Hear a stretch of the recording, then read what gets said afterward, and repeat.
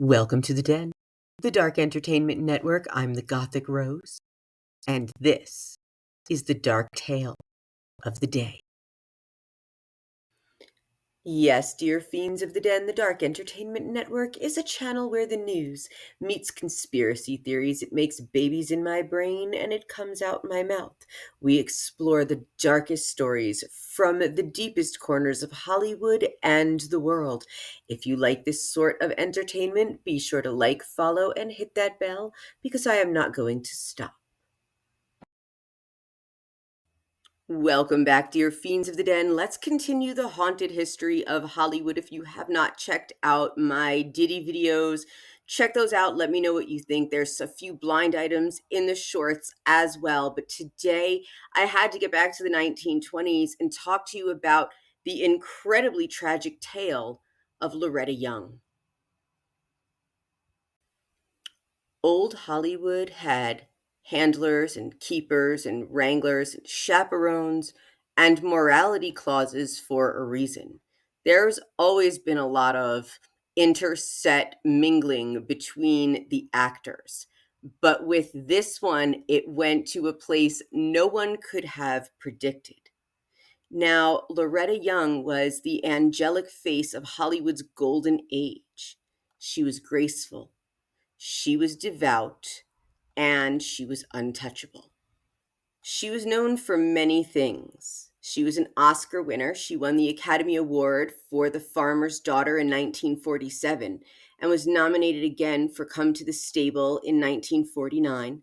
She was a TV pioneer from 1953 to 1961. She hosted the Loretta Young Show, known for her dramatic entrances in swirling gowns.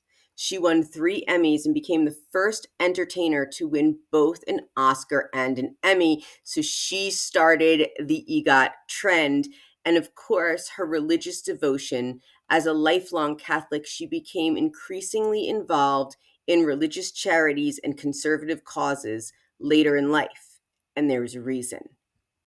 She was plagued with one of the most incredible scandals in Hollywood. And if you are following my fictional story for Fantasy Fridays, it kind of picks up a little bit on this, but with a twist. I did not do one on the 4th because it was a holiday weekend. So next Friday, we will get back to the fictional story. But here is where her life went wild.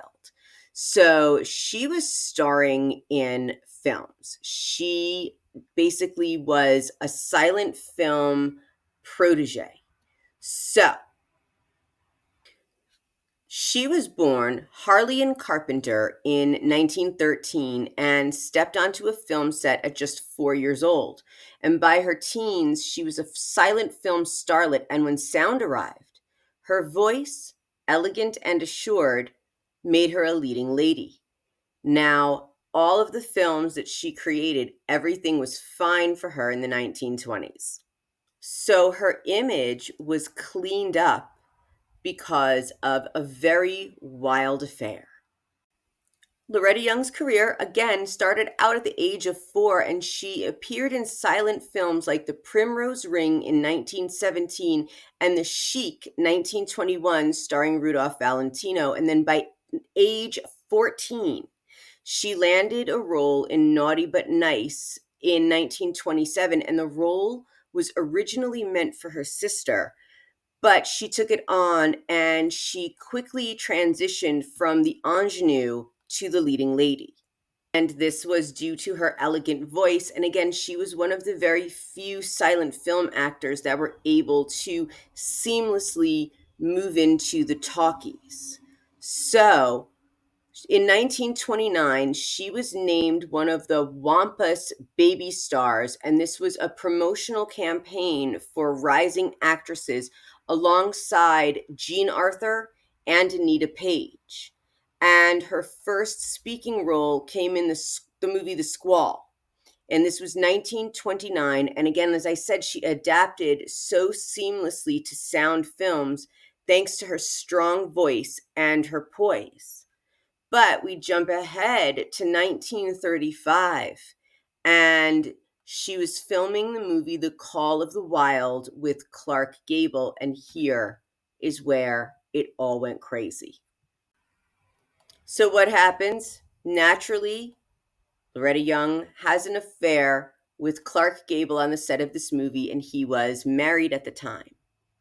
Now, I told you that there's fixers and handlers in the Velvet No that would arrange for starlets to go away to France and come back rested. Well, Loretta Young became pregnant and completely disappeared, later returning with her adopted daughter, Judy Lewis. So the studios allowed her to keep her baby, Clark Gable's baby. Somehow she managed to keep this baby instead of getting an abortion, which is what the studios would often arrange. And she took this secret with her for many, many decades through her TV shows, through everything she was doing. And it wasn't until decades later that Judy Lewis discovered the truth that she was Clark Gable's biological daughter, and this was only confirmed by Loretta privately to her daughter in the 1990s. This was one of Hollywood's most carefully concealed scandals, aided by the studio fixtures and to keep Laura's devout Catholic image intact. So it's pretty incredible what the studios will go through to keep your image intact for you. God knows what goes on behind the scenes now. I mean, it is pretty incredible, to have this scandal, especially of an unmarried starlet having the baby of a married man. But if you think about it, Angelina Jolie, Brad Pitt, Jennifer Aniston, that whole mess, very similar, very, very similar. So at age 17, Loretta Young eloped with actor Grant Withers, and he was 9 years her senior. This was in the year 1930. Now, this marriage was annulled a year later, but it made headlines because it clashed with her wholesome persona. So she really, I guess wasn't as wholesome as she wanted us to think. But let's find out how the studio managed this whole adoption of her own daughter. Wholesome as she wanted us to think. But let's find out how the studio managed this whole adoption of her own daughter. So here's how this story went down. So when Loretta Young discovered she was pregnant, she completely vanished from public views, citing illness and travels. She was unmarried, and of course, Clark Gable being married, the scandal would have ended her career. So she gave birth in secret in Venice, California in November 1935. So she did not go to Europe to have this child, because then the child would have been a citizen of that country. So this is the crazy part.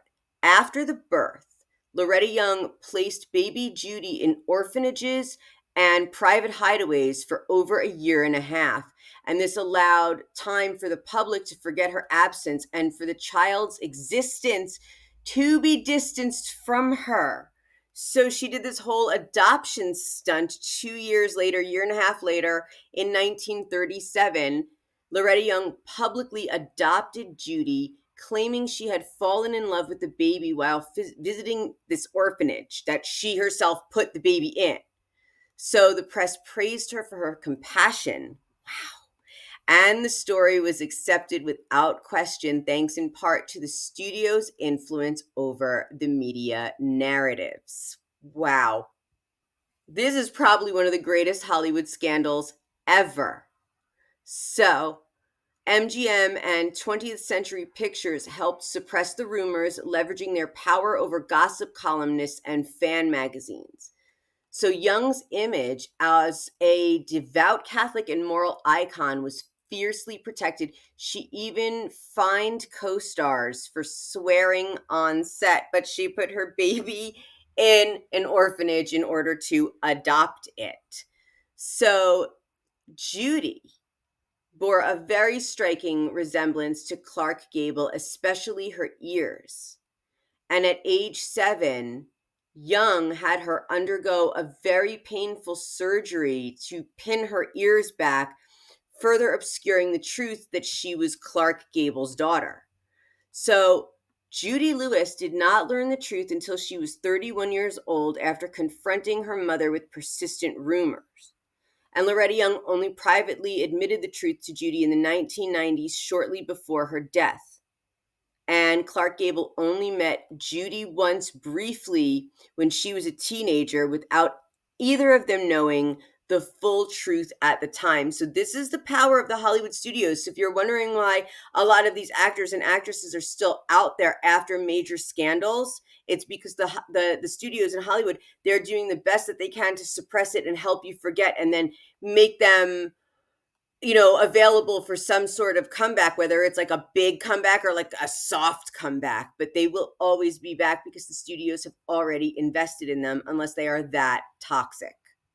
So I did jump ahead to 1935, but this is because Loretta Young was a silent film actress back in the day before this scandal happened. But what do you think of this story? Let me know in the comments, because this one blew me away.